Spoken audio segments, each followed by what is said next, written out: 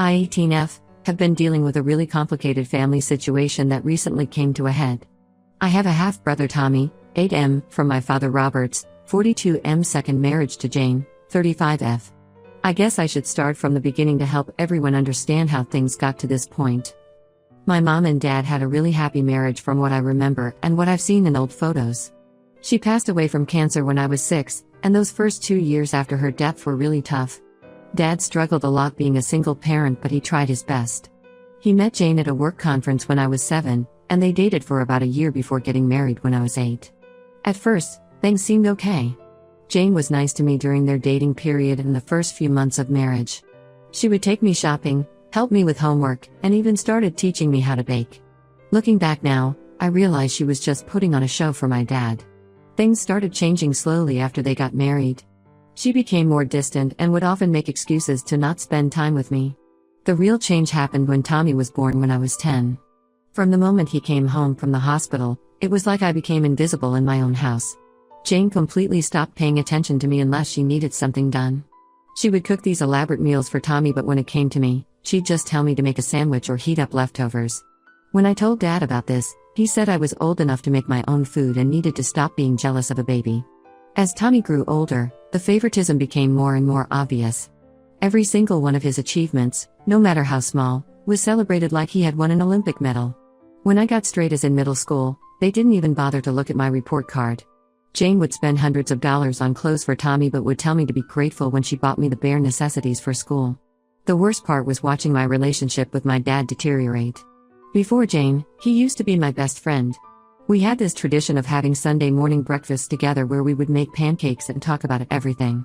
After Tommy was born, he stopped doing that, saying he was too tired from taking care of the baby. I understood that having a new baby was tough, but even after Tommy grew older, Dad never brought back our Sunday tradition. When Tommy started school, things got even worse. Dad and Jane never missed any of his school events.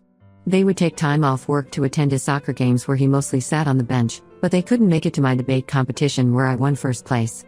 They always had some excuse: work meetings, doctor appointments, or Tommy being sick. Last year during my final year musical performance, I had a solo part that I had practiced for months. I was really excited because they had promised they would come. I kept looking for them in the audience before my performance, but they weren't there. They texted me saying Tommy had a bad cold and they couldn't make it. I was heartbroken but tried to understand. Then the next day, I saw Tommy's Instagram post about how much fun he had at Disneyland with Mom and Dad. They had lied to me and chosen to take him to Disneyland instead of coming to my performance. The breaking point came 6 months ago when I got accepted into my dream college. I had worked really hard and managed to get a partial scholarship that covered 60% of the tuition. I needed help with the remaining amount and went to talk to Dad about it. He straight up told me they couldn't afford it because they were saving for Tommy's future. This came just a month after they had spent nearly $5,000 on a gaming setup for Tommy's birthday. They had bought him a high-end gaming PC, multiple consoles, and tons of games, but apparently had no money for my education. I was devastated and didn't know what to do. That's when I remembered my mom's sister, Aunt Shelley, 39F. She's a lawyer in another state and I hadn't seen her in years because Jane always made excuses whenever she tried to visit. I decided to reach out to her and tell her everything that had been happening. Aunt Shelley was furious when she heard my story. She started asking me questions about my mom's life insurance and other financial matters. When I told her I didn't know anything about that, she got even more concerned. She still had copies of some of my mom's documents and started going through them. That's when she found out about the college fund my mom had set up for me before she died. According to the documents, there was a significant amount of money that was supposed to be transferred to my name when I turned 18. When I confronted Dad about this, he completely broke down. He confessed that he and Jane had used up all my college fund. They had spent it on renovating their house and paying for Tommy's supposed private school fees. I was shocked and heartbroken. The money my mom had saved for my future, working extra shifts even while she was sick, had been stolen by my own father to provide luxuries for his new family. I told him I would take legal action and he started begging me not to. He promised he would pay me back, but I knew it was a lie. They had already spent all their savings on Tommy and were always complaining about money. When I didn't back down, he tried to guilt-trip me, saying I would destroy their family and make them homeless. Jane even sent Tommy to my room crying and asking me why I wanted to hurt his mommy and daddy. That's when Aunt Shelley stepped in. She helped me file a case against them, and during the investigation, even more shocking things came to light. Not only had they used up my college fund, but they had also been collecting Social Security benefits in my name after my mom's death. Money that was meant for my care and upbringing had been going into their pockets for years. The total amount they had stolen from me came to around $180,000. The court ordered them to sell their house to pay me back. They tried everything to make me drop the case. They cried, begged, threatened, and tried to use Tommy to emotionally manipulate me. But I couldn't let them get away with stealing my future. My aunt offered to let me live with her and help me with college. Because of the financial fraud case, Child Services got involved and started investigating them. They found evidence of years of emotional abuse from Jane and neglect from my dad. Yesterday, they decided to temporarily place Tommy with my aunt while they investigate further. Now my dad and Jane are saying I destroyed their family. Some relatives are telling me I went too far and should have forgiven them for Tommy's sake. But I don't think I'm wrong. They stole my money, emotionally abused me for years, and tried to ruin my future. Ida for letting this happen to them? Update 1 first, I want to thank everyone who commented on my original post. The support and advice I received helped me stay strong through everything that happened in the past 2 weeks. A lot has happened since my last post, and I need to get it all out. The investigation into my dad and Jane's parenting revealed things that were worse than anyone could have imagined. What started as a financial fraud case turned into something much bigger. The investigators found out that Jane had been misusing Tommy's ADHD medication. She had been getting prescriptions from multiple doctors and selling the pills. They found over 20 prescription bottles in her name from 6 different doctors across 3 counties. The way they discovered this was actually through Tommy's school records. When the investigators were looking into his attendance records, they noticed that he had been falling asleep in class regularly and his teachers had reported unusual behavior changes. Sometimes he would be extremely hyperactive and other times completely zoned out. This raised red flags and they started looking into his medical records. That's when they discovered that while Tommy did have an ADHD diagnosis, the amount of medication prescribed to him was way more than what a child his age should be taking. Jane had been doctor shopping, going to different doctors with the same complaints to get multiple prescriptions. She would then only give Tommy a small portion of the medication and sell the rest. The investigators found text messages on her phone arranging meetings with buyers. She had been selling each pill for $25 to $30, making thousands of dollars each month. When they confronted her about this, she tried to blame it all on one of Tommy's teachers, claiming the teacher had pressured her into selling the pills. But they found her lie pretty quickly when they checked her bank records and found regular cash deposits matching the timeline of her text messages. My dad is now trying to claim he had no knowledge of Jane's illegal activities. He's been telling everyone that he's just as shocked as the rest of us and that he wants to get sole custody of Tommy. He even came to my aunt's house crying about how Jane had betrayed him and begging us to help him get Tommy back. I almost believed him until the investigators found text messages between him and Jane discussing the money they were making from selling the medications. There were messages where they talked about which doctors to target and how to space out the appointments to avoid suspicion. They even joked about how easy it was to get prescriptions if you knew what to say. The most disgusting part was a message where my dad suggested they could get more money if they increased Tommy's dosage prescription. He knew exactly what was happening and was actively participating in endangering his own son. The private school revelation came as another shock. During the financial investigation, they were trying to trace where all my college fund money had gone. My dad and Jane had claimed they used a large portion of it for Tommy's private school fees.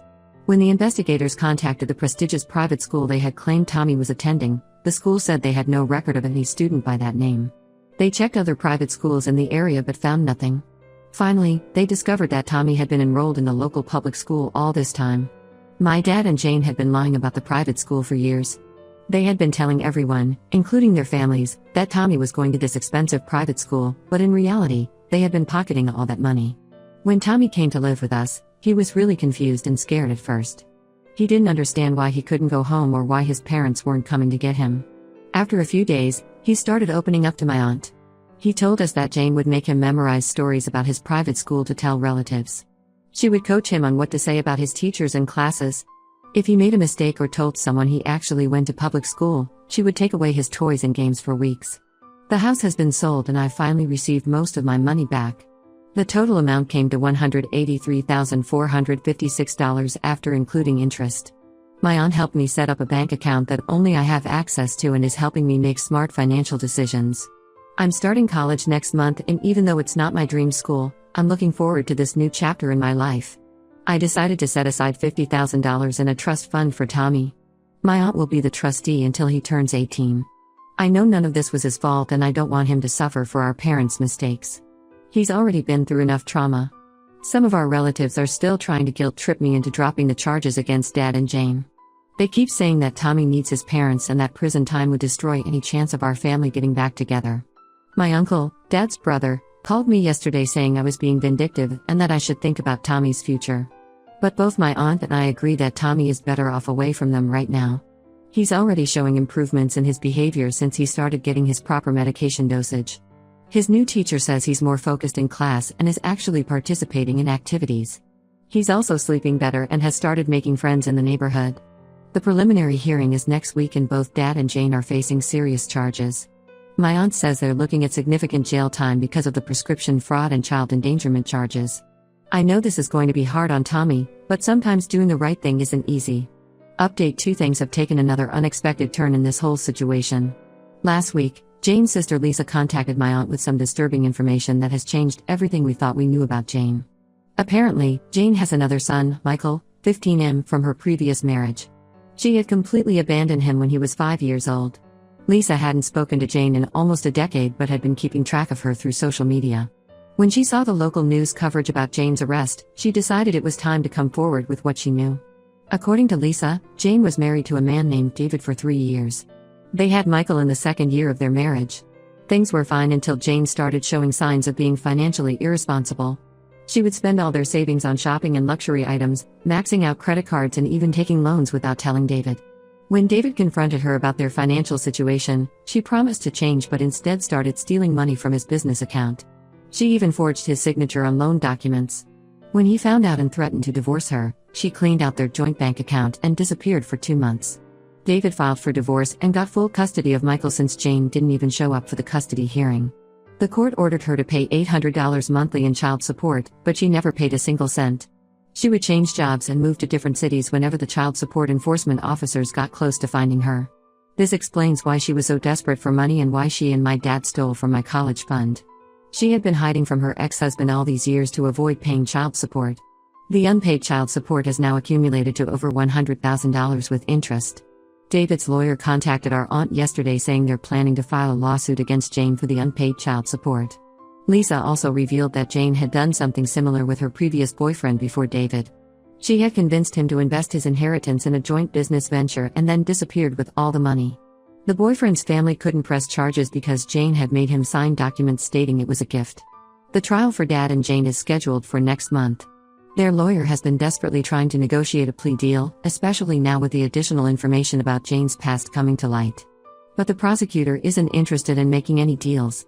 He says the combination of financial fraud, child endangerment, and prescription drug charges, along with Jane's history of similar behavior, makes this a case that needs to go to trial. Dad's lawyer tried to separate his case from Jane's, arguing that he was manipulated by her. But the text messages they found proved he was an active participant in everything.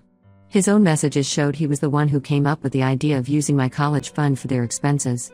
Tommy is doing much better now that he's settled into a routine at my aunt's house. He's seeing a child psychologist twice a week who specializes in cases of parental betrayal and manipulation. The psychologist says Tommy shows signs of anxiety and trust issues, which is understandable given what he's been through, but he's making good progress. He still asks about Dad and Jane sometimes, especially at bedtime. But he's starting to understand that what they did was wrong. Yesterday, he asked my aunt if he was a bad kid because his parents used his medicine to make money.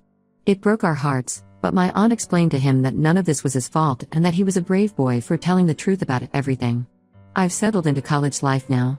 My grades are good and I'm actually enjoying my classes. The distance from all the drama has helped me focus on my studies. My aunt has been incredibly supportive through all of this. She's not only helping me navigate college but is also making sure Tommy gets all the support and care he needs. Some days are harder than others, especially when I think about how different things could have been if Dad and Jane had made better choices. But then I look at how much better Tommy's life is now, getting proper medical care and attention, and I know we did the right thing by exposing everything. Update 3: The trial ended last week, and I wanted to give everyone a final update on how everything turned out. Both Dad and Jane were found guilty on all charges. The trial lasted for 2 weeks and revealed even more disturbing details about their behavior that I hadn't known about. Jane got 5 years in prison for multiple charges including prescription fraud, child endangerment, and financial fraud. The judge was particularly harsh with her sentence because of her history of similar crimes and her complete lack of remorse during the trial. She actually tried to blame Tommy during her testimony, saying he was a difficult child and she only did what she had to do to manage his behavior. The judge wasn't impressed with that defense strategy. Dad got 3 years for financial fraud and being complicit in child endangerment. His sentence was lighter because he had no prior criminal record, but the judge made it clear that his betrayal of trust as a parent was a significant factor in the sentencing. During his statement to the court, he finally admitted to everything and apologized to me and Tommy, but it felt more like he was sorry he got caught rather than sorry for what he did. David, Jane's ex-husband, won his lawsuit for unpaid child support. The judge ordered that any future income or assets Jane receives must go toward paying the child support debt first. Michael, Jane's other son, is now 15 and doing well. He actually reached out to Tommy through our aunt, wanting to be in contact with his half-brother. They've had a few video calls, and it's been good for Tommy to know he has a brother who understands what it's like to have Jane as a mother. My aunt has been granted permanent custody of Tommy. The court agreed that she was the best option given her stable home environment and her commitment to Tommy's well-being. Tommy's doing really well in school now that he's getting proper medical care and support. His grades have improved significantly, and he's even joined the school's soccer team. His therapist says he's making excellent progress in dealing with his trauma, though he still has some bad days when he misses Dad. I'm doing well in college and have made some good friends. My aunt helped me find a part-time job at the campus library, which helps me save some money while keeping a flexible schedule for studying. I've developed an interest in child advocacy law after everything that happened, and I'm considering following in my aunt's footsteps. Dad's side of the family is still trying to guilt-trip me about the whole situation. His sister called me last week saying I should write letters to Dad in prison because he's still my father. I've blocked most of them on social media and my phone. The only ones I still talk to are my cousins who have been supportive throughout this whole ordeal. Sometimes I feel sad about how everything turned out, especially when I see other students with their parents during college events.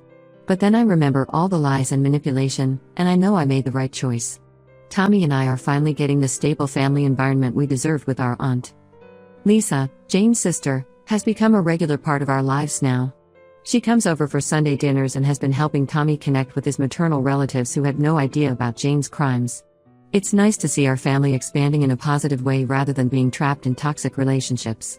Life isn't perfect, but it's definitely better than it was before.